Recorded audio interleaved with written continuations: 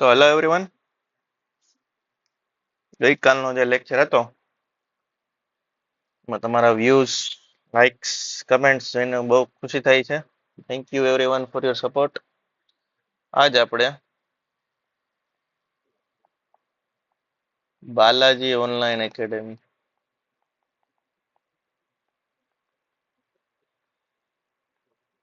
બીજા એક લેક્ચર સાથે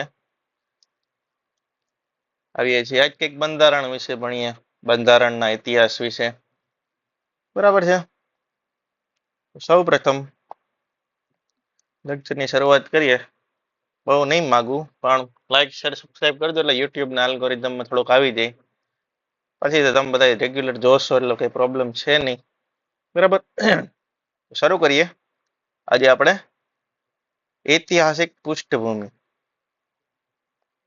ઐતિહાસિક પૃષ્ઠભૂમિ શું હતું તો કે બ્રિટિશ લોકો 1600માં ભારતમાં વેપારીઓ તરીકે આવ્યા.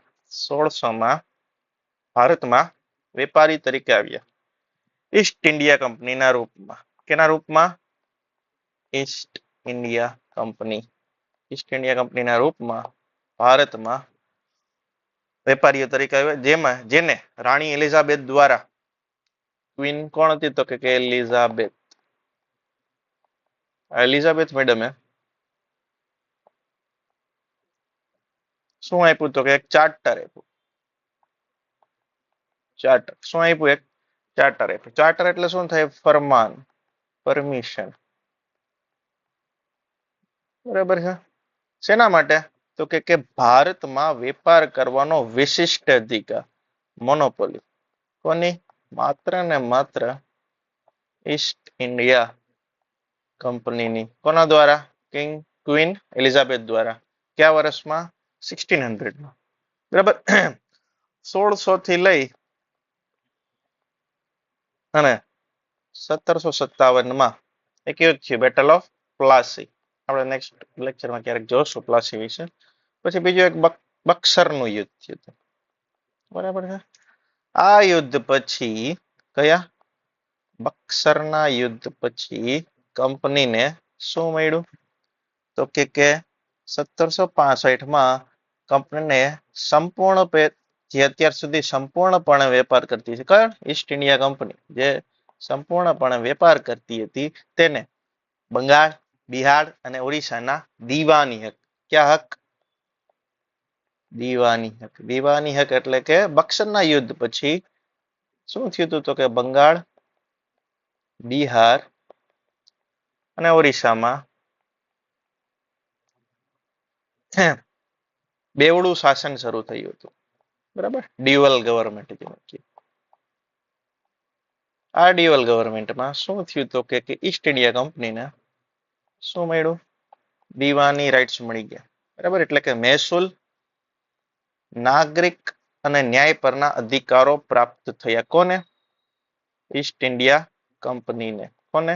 ઈસ્ટ ઇન્ડિયા કંપનીને. બરાબર છે. પ્રાદેશિક સત્તા તરીકે અને કારકિર્દીની પ્રાદેશિક સત્તા શરૂ કરી. કેવી? પ્રાદેશિક, રિજનલ. બરાબર છે. પછી શું થયું તો કે 1858માં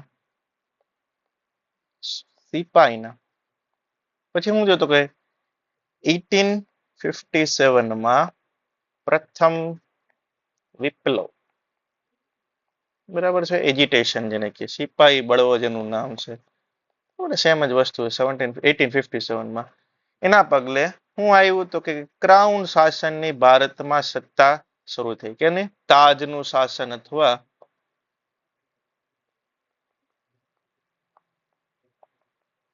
ક્રાઉન રૂલ. બરાબર છે. 15 ઓગસ્ટ 1947ના રોજ ભારતને સ્વતંત્રતા મળી અને ત્યાં સુધી આ ક્રાઉન શાસન ચાલ્યું. 15મી ઓગસ્ટ 1947 સુધી શું ચાલ્યું? ક્રાઉન શાસન. ક્યાંથી? 1858 થી 1947 સુધી. હવે સ્વતંત્રતા સાથે બંધારણની જરૂર પડી. તેથી 1946માં આ હેતુ માટે 1946માં આ હેતુ માટે એક બંધારણ સભાની રચના કરવામાં આવી. શું? 1946માં શેની રચના કરવામાં આવી? બંધારણ સભાની. બાય ધ વે આપણે અહીંયા માત્ર ને માત્ર એમ લક્ષ્મીકાંત ફોલો કરશું, એ પણ ગુજરાતી. બરાબર છે. અને 26 જાન્યુઆરી 1950 ના રોજ બંધારણ અસ્તિત્વમાં આવ્યું. શું કામ 26 જાન્યુઆરી? જો આમાં એવું હતું, બંધારણ તમારું બની ગયું હતું 26 નવેમ્બર 1949. ક્યારે? 1949 માં તમારું બંધારણ બની ગયું હતું. પરંતુ એક તારીખ જે મહત્વની હતી એ કઈ હતી? 26મી જાન્યુઆરી. શું થયું હતું આ 26મી જાન્યુઆરીમાં? તો કે 1930 ના રોજ. ક્યારે? 1930 ના રોજ રાવી નદીના કિનારે, બરાબર, લાહોર અધિવેશનમાં, કોંગ્રેસનું એક અધિવેશન થાય દર વર્ષે, લામાં હતું લાહોર અધિવેશન. એમાં શું? તો કે આ લોકોએ પૂર્ણ સ્વરાજની માંગણી કરી. શું માંગણી કરી? પૂર્ણ સ્વરાજની, કમ્પ્લીટ ઇન્ડિપેન્ડન્સ, કે ભાઈ બ્રિટિશનો કાંઈ હસ્તક્ષેપ જ ન હોવો જોઈએ, અમારી સરકાર અમારા માણસો દ્વારા ચાલવી જોઈએ. એટલે આ તારીખને સેલિબ્રેટ કરવા માટે, કેમ કે 26 નવેમ્બર થી 26 જાન્યુઆરી અંદાજિત 1 મહિના જેવું છે, 30 દિવસ જેવું છે અંદાજિત, તો ને કન્ફર્મ 1 મહિનો જ છે, બરોબર, 30-31 દિવસ જેવું છે. પછી શું થયું? જો કે ભારતીય બંધારણ અને રાજનીતિના વિવિધ પાસાઓ બ્રિટિશ શાસનમાં મૂળ ધરાવે છે, પરંતુ જો આપણે પેલા ટોપિકમાં શું લખ્યું, બંધારણનો એક ઇતિહાસ છે, તો એ બંધારણનો ઇતિહાસ શું છે? તો કે આ છે કે ભાઈ આ બધું એક કઈ રીતના ઇવોલ્વ થઈ આ બધી ઘટનાઓ. તો બ્રિટિશ શાસનમાં કેટલીક ઘટનાઓ બની હતી જેણે બ્રિટિશ ભારતના સરકાર અને વહીવટી સંગઠનને કામગીરી માટે કાનૂની માળખું ઘડ્યું હતું. જો હવે શું થયું? આ દીવાની રાઇટ્સ મળવા માંડ્યા ને કોને? ઈસ્ટ ઇન્ડિયા કંપનીને. એટલે આ કંપની જે છે એમાં બહુ બધું કરપ્શન એટલે કે ભ્રષ્ટાચાર શરૂ થઈ ગયો. શું શરૂ થઈ ગયો? ભ્રષ્ટાચાર. કેમાં? East India company. કોણ કરતો? ઓબ્વિયસલી એના અધિકારીઓ જ કરતા છે.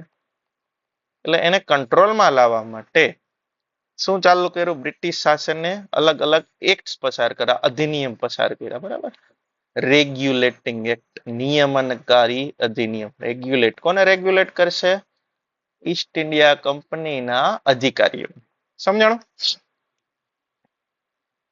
તો કઈ રીતના આપણે માની લો કે સિક્વન્સ સમજવું હોય તો સૌથી પહેલા શું આવ્યું? તો કે કંપની નિયમ. ક્યારથી? તો કે 1777/3/1858. શું આવ્યું? કંપની અધિનિયમ. પછી બીજું શું આવ્યું? ક્રાઉન અધિનિયમ. શું આવ્યું બીજું? ક્રાઉન અધિનિયમ. ક્યારે? 1858 થી 1947. શું આવ્યું? ક્રાઉન અધિનિયમ. પછી ત્રીજું શું આવ્યું? કંપની શાસન. શું આવ્યું? કંપની શાસન. સોરી, ત્રીજું શું આવ્યું? તો કે આ બે એક જ પાર્ટ છે. ત્રીજું શું આવ્યું? તો કે 1947 થી 1947 થી ભારત આપણો રૂલ શરૂ થયો, બરાબર છે. એવો પ્રશ્ન પૂછે કે 1773 થી 1858 સુધી શું હતું? તો કે કંપની અધિનિયમ. શું હતો? કંપનીનો અધિનિયમ. નેક્સ્ટ છે પેલો અધિનિયમ શું આવ્યો? તો કે રેગ્યુલેટિંગ એક્ટ. કયા વર્ષનો? 1773. નિયમનકારી અધિનિયમ 1773 નો નિયમનકારી અધિનિયમ, બરાબર. ઈ શું કહેવા માંગે છે? તો કે આ અધિનિયમ મહત્વપૂર્ણ હતો. શું કામ? કે પ્રથમ હતો, ફર્સ્ટ હતો, એટલે બહુ મહત્વનો હતો. અને બીજું શું હતું? તો કે તેણે શું કામ? કેમ કે ભારતમાં ઈસ્ટ ઇન્ડિયા કંપનીના કાર્યોને નિયંત્રિત અને નિયમન કરવા માટે બ્રિટિશ સરકાર દ્વારા લેવામાં આવેલું પ્રથમ પગલું. તો પ્રશ્ન પૂછે કે ફર્સ્ટ સ્ટેપ કયો હતો? શેનો? તો કે નિયંત્રણ કરવાના, નિયમન કરવા. કોને? ઈસ્ટ ઇન્ડિયા કંપનીને. ક્યાં? ભારતમાં. તો ફર્સ્ટ સ્ટેપ કયો હતો? કે 1773 નો અધિનિયમ. બીજું શું હતું? તેને પ્રથમ વખત કંપનીના રાજકીય અને વહીવટ કાર્યોને માન્યતા આપી હતી. કોણે? તો કે જો આવા અધિનિયમ ક્યાં બનતા હોય? British parliament.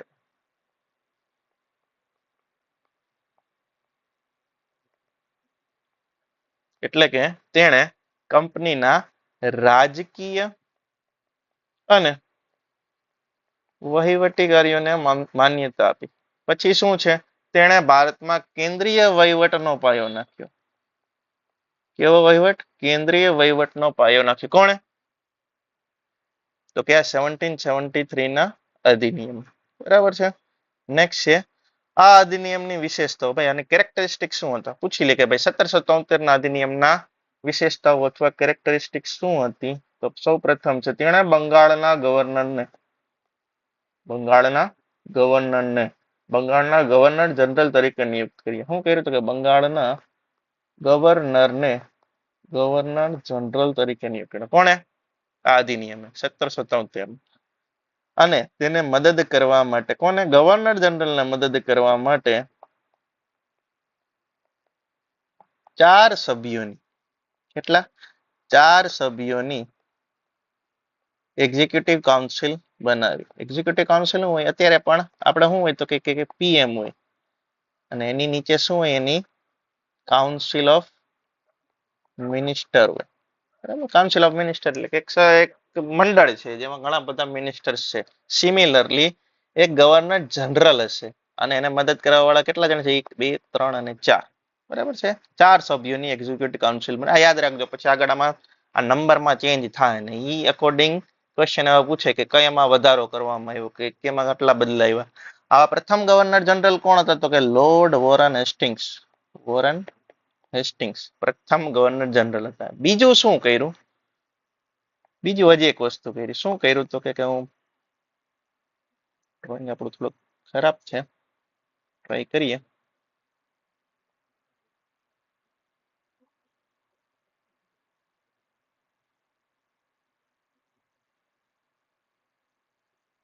બરાબર છે.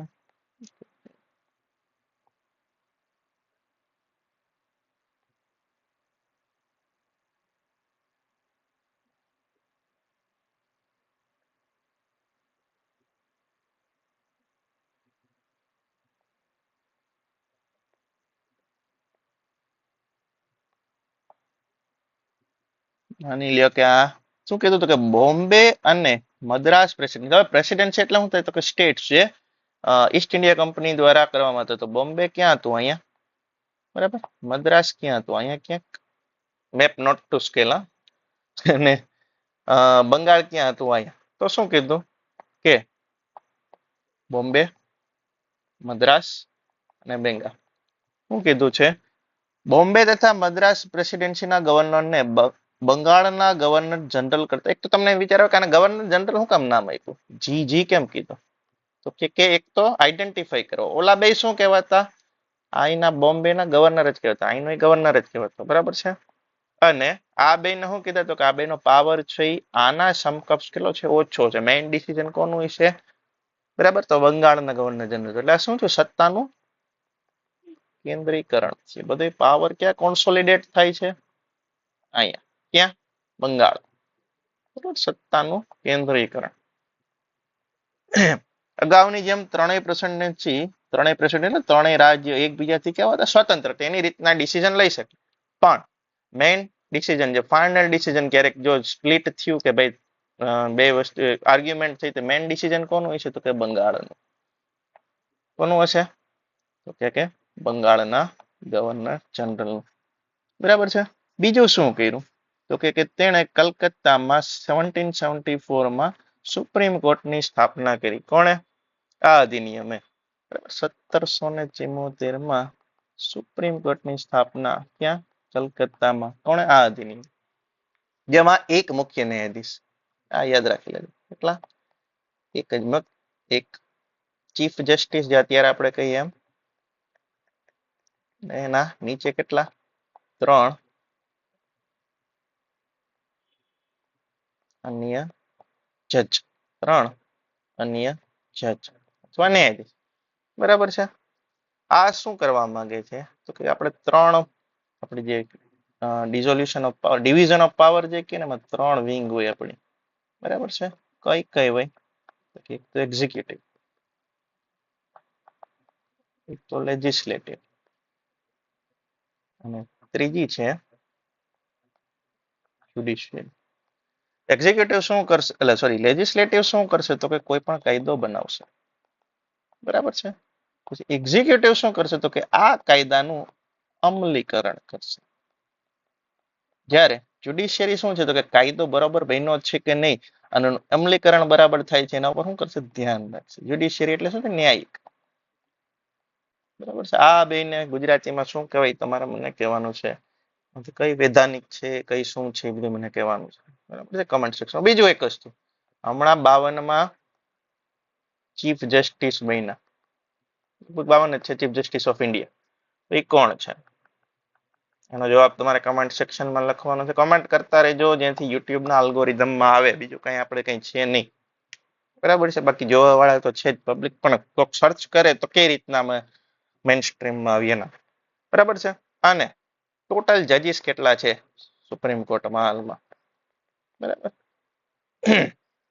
આ બે પ્રશ્નોનો જવાબ તમે કોમેન્ટ સેક્શનમાં આપજો. બરાબર ને? તને તેમાં કંપનીના મૂળ નોકરોને હવે આ શું કામ ન્યાયિક સત્તા અહીંયા હતા તો કે ન્યાયિક સત્તા એટલે આ જે હવે શું થયું તો કે આ માની લ્યો કે આ જે એક્ઝિક્યુટિવ જે બન્યું કોણ તો ગવર્નર જનરલ કાઉન્સિલ અને ગવર્નર જનરલ અને એની કાઉન્સિલ 1 2 3 4 મેમ્બરની. તો આ 4 મેમ્બર ઉપર નિયમન કોણ કરશે તો ન્યાયિક સત્તા ચાલુ કરી. શું કર્યું ન્યાયિક સત્તા. બરાબર છે. પછી શું કહે છે તે કમા કંપનીના નોકરોને નેક્સ્ટ પોઈન્ટ છે કંપનીના નોકરોને મૂળ લોકો પાસે મૂળ લોકો ભારતીય મૂળ કોઈ પણ ખાનગી વેપાર અથવા ભેટો અથવા લાંચ સ્વીકારવા પર પ્રતિબંધ મૂકી દીધો. જો આ મેઇન પ્રોબ્લેમ આ જ હતી એટલે કંટ્રોલ કરવા માટે જ આ લઈ આવ્યો. બરાબર છે. શું કીધું તો કે ઈસ્ટ ઇન્ડિયા કંપનીનો કોઈ પણ અધિકારી છે બરાબર છે ઈ કાંઈ શું ન કરવો જોઈએ ખાનગી વેપાર ન કરવો જોઈએ. બરાબર છે. કોઈ પાસેથી ભેટ ન લેવો જોઈએ. એમાં એવું થતું કે ભાઈ એને કંઈક ફેવર આપ્યું ને પૈસા નથી લઈ શકતો ભેટ લઈ લેતો. ઓલા કે અમે તમને ભેટ આપી એટલે ભેટ લેવા પર પ્રતિબંધ કરી દીધો અને લાંચ સ્વીકારવા પર તો પ્રતિબંધ હાવ કરી દીધો. બરાબર. લાંચ પણ સ્વીકારવાનો પર પ્રતિબંધ કરી દીધો. તેણે બ્રિટિશ સરકારના નિયંત્રણને મજબૂત બનાવ્યું. કેના ઉપર? કંપની પર. કંપની છે અને બ્રિટિશ સરકાર છે. નિયંત્રણ કોનું વધ્યું તો કે આનું. કોના ઉપર તો કે આના ઉપર. જેમાં કોર્ટ ઓફ ડિરેક્ટર્સ શું બીજું બનાવ્યું તો કે court of directors. Court of directors. આ કોર્ટ ઓફ ડિરેક્ટર્સ શું કરશે તો કે કંપનીનું સંચાલન કરવા માટેની એક સંસ્થા છે. તેમાં ભારતના મહેસૂલ નાગરિક અને લશ્કરી બાબતોનો અહેવાલ આપવાની ફરજ પાડવામાં આવી. આ કોર્ટ ઓફ ડાયરેક્ટર છે શું કરશે મહેસૂલ. બરાબર છે. પછી નાગરિક અને લશ્કરી બાબતો. નેક્સ્ટ શું છે 1781 નો સુધારો. 1781 નો સુધારો. નેક્સ્ટ છે 1781 નો અમેન્ડમેન્ટ. અમેન્ડમેન્ટ એટલે સુધારો. 1773 માં 99 કાયદાની ખામીઓને સુધારવા. કોઈ પણ કાયદો આવ્યો શું હશે તો ખામીઓ એને સુધારવા માટે એક નવું અમેન્ડમેન્ટ લઈ આવ્યો 1781 નો સુધારો. બરાબર છે. બ્રિટિશ સંસદે 81માં સુધારો કાયદો પસાર કર્યો જેને સમાધાન કાયદા તરીકે પણ એવું પ્રશ્ન પૂછાય સમાધાન કાયદો કોને કહ્યું તો 1781 ના સુધારાને. નીચે ઓપ્શન આપી દીધા 73 81 83 2019. આમાં શું છે તો ગવર્નર જનરલ અને કાઉન્સિલને જો આવે જોવા જેવું છે. ગવર્નર જનરલ અને કાઉન્સિલમાં કેટલા સભ્ય હતા 4 સભ્ય. ક્યાં અધિનિયમ પ્રમાણે 1773 ના અધિનિયમ પ્રમાણે. શું કર્યું તો કે સુપ્રીમ કોર્ટના અધિકાર ક્ષેત્રમાંથી મુક્તિ આપી હતી. સુપ્રીમ કોર્ટ છે સુપ્રીમ કોર્ટ બરાબર છે એના અધિકાર ક્ષેત્રમાંથી. અત્યારે આપણે સુપ્રીમ કોર્ટ નું અધિકાર ક્ષેત્ર કેટલું છે તો કે પેન ઇન્ડિયા આખા ભારત. બરાબર છે. એટલે ડાયરેક્ટ પણ કોઈ સુપ્રીમ કોર્ટમાં નહીં જઈ શકે. એ અલગ ટેકનિકલ વિષય છે એ આગળ પછી ક્યારેક. પણ આ જો અધિકાર છે સુપ્રીમ કોર્ટનો કે ભાઈ સુપ્રીમ કોર્ટ કોને તો કે ગવર્નર જનરલ અને તેની એક્ઝિક્યુટિવ કાઉન્સિલને. સિમિલરલી અત્યારે પણ એવું છે કોઈ એમપી જો એના કોઈ પણ ડિસિઝન લેશે કે પીએમ કે પ્રેસિડેન્ટ કે તો એને તમે સુપ્રીમ કોર્ટમાં ના લઈ જઈ શકો કોઈ પણ સાંસદ. બરાબર. તો આ એવું જ કર્યું છે. બીજું કે તેણે કંપનીના નોકરોને તેમના સત્તાવાર કાર્યવાહી માટે બીજું જો આ ખાલી એમાં એમ પ્રશ્ન પૂછાય છે કે માત્ર ને માત્ર સુપ્રીમ કોર્ટના માત્ર ને માત્ર ગવર્નર જનરલ અને તેની કાઉન્સિલને અધિકાર ક્ષેત્રમાંથી મુક્તિ આપી. સાચું કે ખોટું તો ખોટું. બીજા કોને આપી હતી કંપનીના નોકરોને પણ. કંપનીના નોકરોને પણ મુક્તિ આપી દીધી. બીજું શું છે, તેણે મહેસૂલ બાબતોને સુપ્રીમ કોર્ટના અધિકાર ક્ષેત્રમાંથી મહેસૂલ વસૂલાતમાં ઉદ્ભવતા મુદ્દાઓને બાકાત રાખ્યા. બરાબર, સુપ્રીમ કોર્ટ છે એ મહેસૂલ મુદ્દાઓ ઉપર પણ નહીં કરી. 3 પોઈન્ટ થયા. કયા કયા? એક તો ગવર્નર જનરલ અને એક્ઝિક્યુટિવ કાઉન્સિલ, એક આ. બીજું શું છે તો કે કંપનીના નોકરો, ગવર્નર જનરલ અને એક્ઝિક્યુટિવ કાઉન્સિલ. ત્રીજું મહેસૂલ બાબત, આમાં પણ સુપ્રીમ કોર્ટ છે એ પોતાનો હસ્તક્ષેપ નહીં કરે. તેમાં એવી જોગવાઈ કરવામાં આવી હતી કે સુપ્રીમ કોર્ટને કલકત્તામાં તમામ રહેવાસી ઉપર અધિકાર ક્ષેત્ર હોવું જોઈએ. બરાબર છે, કલકત્તામાં જેટલા પણ રહેવાસી છે એના ઉપર સુપ્રીમ કોર્ટનું શું હશે? અધિકાર ક્ષેત્ર હશે. તેણે કોર્ટને પ્રતિવાદીઓ એટલે કે હિન્દુઓના અંગત કાયદા નું સંચાલન કરવા માટે હિન્દુ કાયદા અનુસાર અને મુસ્લિમો પર મુસ્લિમ કાયદા અનુસાર કેસ ચલાવવા માટે પણ જરૂરી બનાવ્યું. મુસ્લિમો પર મુસ્લિમ કાયદા અનુસાર કેસ ચલાવવા માટે પણ જરૂરી બનાવ્યું. શું કહેવા માંગે છે? તો કે આજે હવે કાયદો કયો હાલશે? તો કે ભાઈ જે ધર્મ ઉપર હસ્તક્ષેપ ન કરતા. બરાબર, આના ઉપરથી કયો ટોપિક આવે? આર્ટિકલ 44 ડીપીએસપી નો યુસીસી, યુનિફોર્મ સિવિલ કોડ. તેમાં એવી જોગવાઈઓ કરવામાં આવી કે પ્રાંતીય અદાલતોમાંથી અપીલો ગવર્નર જનરલ કાઉન્સિલ પાસે લઈ જવા. યુસીસી શું કહેવા માંગે છે? કે યુસીસી એટલે શું? તો કે બધા ધર્મ ના લોકો માટે સમાન કાયદો. પણ એ ટાઈમે એવું, અત્યારે એવું નથી, પણ એ ટાઈમે પણ એવું નતું. મુસ્લિમ માટે એનો કાયદો અને હિન્દુઓ માટે એનો કાયદો. બીજું શું કે છે કે પ્રાંતીય અદાલતો, જેમ સુપ્રીમ કોર્ટ હતી એમ અત્યારે પણ એવું હોય. સુપ્રીમ કોર્ટ, એની નીચે હાઈકોર્ટ, એની નીચે ડિસ્ટ્રિક્ટ કોર્ટ. સિમિલરલી પ્રાંતીય કોર્ટ એની ઉપર કઈ હોય તો કે સુપ્રીમ કોર્ટ. પ્રાંતીય કોર્ટ, હવે જો આ સુપ્રીમ કોર્ટ છે અપેલેટ બોડી છે. તમને આમાં કંઈક મળ્યું ડિસિઝન અને તમને ન ગયું, તમે ક્યાં અપીલ કરી શકો? Supreme court. સિમિલરલી પ્રાંતીય કોર્ટમાં પ્રાંતીય કોર્ટમાં કઈ ડિસિઝન આવ્યું તો એની અપીલ ક્યાં કરવાની? Supreme court. આમાં શું લખ્યું છે કે પ્રાંતીય અદાલતોને ગવર્નર જનરલ પાસે કાઉન્સિલ પાસે પ્રાંતીય અદાલતમાંથી અપીલ આવે ને તો ક્યાં લઈ જવાની?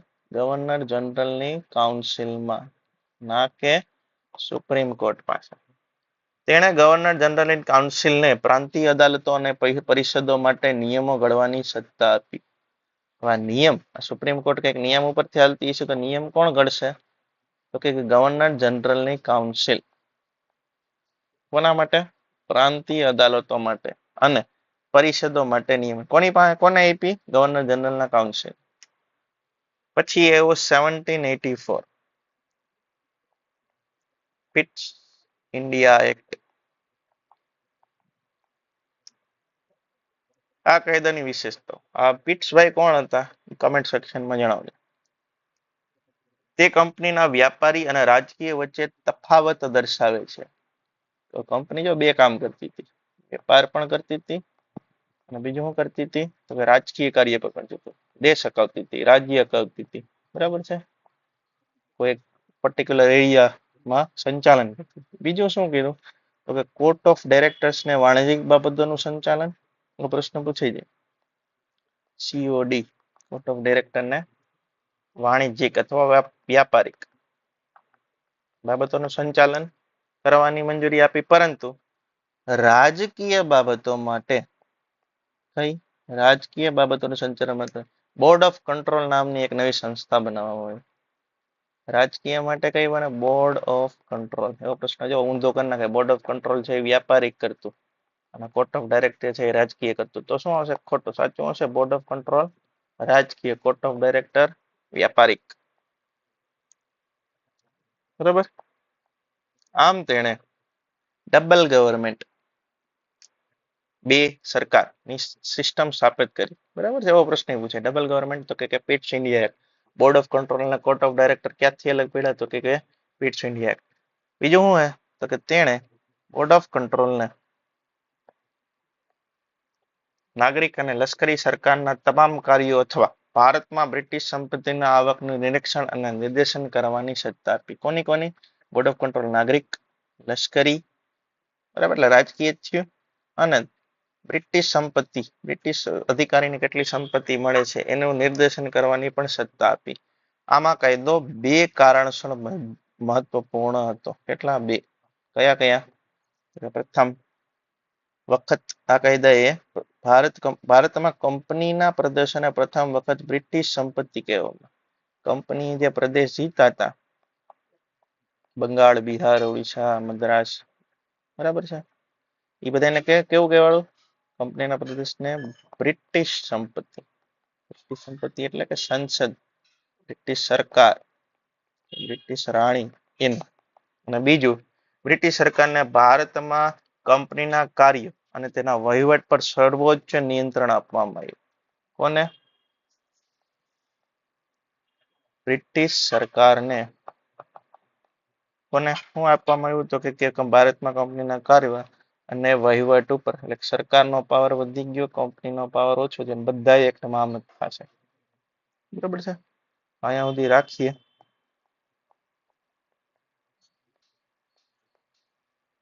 લાઈક કરજો, શેર કરજો, સબસ્ક્રાઇબ કરજો, એટલે આલ્ગોરિધમ આવતા છે. કમેન્ટ જરૂર કરજો. બરાબર. Thank you very much. God bless you all.